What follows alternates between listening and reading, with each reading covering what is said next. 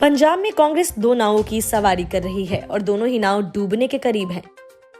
एक नवजोत सिंह सिद्धू हैं जिन पर कांग्रेस का ही कोई कंट्रोल नहीं है और दूसरे सीएम चरणजीत सिंह चन्नी जो अवैध रेत खनन मामले में फंसते ही जा रहे हैं। लेकिन अगर सोनिया गांधी ने कैप्टन अमरिंदर सिंह की बात मानी होती तो आज कांग्रेस सिद्धू और चन्नी नाम की मुसीबतों से बची होती। कैप्टन अमरिंदर सिंह के पास दो मौके थे जब चन्नी को निपटाया जा सकता था। पहला मौका तब आया जब कैप्टन ने चन्नी के रेत खनन मामले से जुड़े होने की जानकारी सोनिया को दी, लेकिन तब सोनिया गांधी ने कैप्टन को चन्नी के खिलाफ कार्रवाई करने से रोक दिया। दूसरा मौका मीटू मामले में था, लेकिन कैप्टन के अनुसार आरोप लगाने वाली महिला अधिकारी खुद ही पीछे हट गई। कैप्टन ने दावा किया कि प्रदेश कांग्रेस अध्यक्ष नवजोत सिंह सिद्धू के पास दिमाग नहीं है और उन्होंने 5 साल पहले पार्टी अध्यक्ष सोनिया गांधी को इस अक्षम व्यक्ति को पार्टी में शामिल न करने की सलाह दी थी।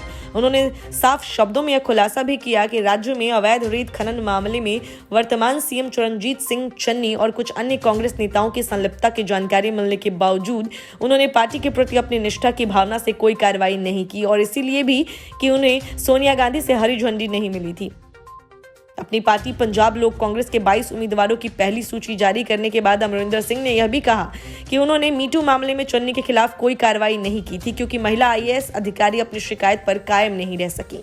अमरिंदर सिंह की नई पार्टी पीएलसी पंजाब में 20 फरवरी को होने वाले विधानसभा चुनाव में भारतीय जनता पार्टी और शिरोमणि अकाली दल संयुक्त के साथ गठबंधन में चुनाव लड़ रही है।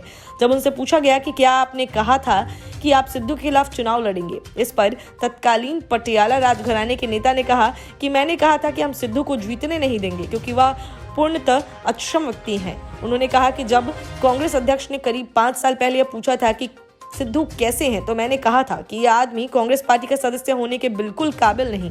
इसके बावजूद उन्होंने श्रीमती गांधी ने सिद्धू को पार्टी में शामिल कर लिया था।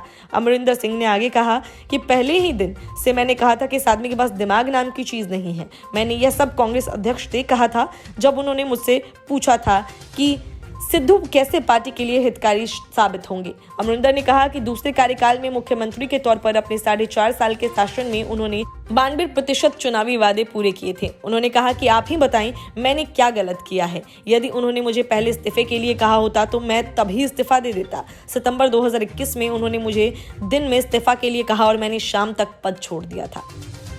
Bureau report, news of India.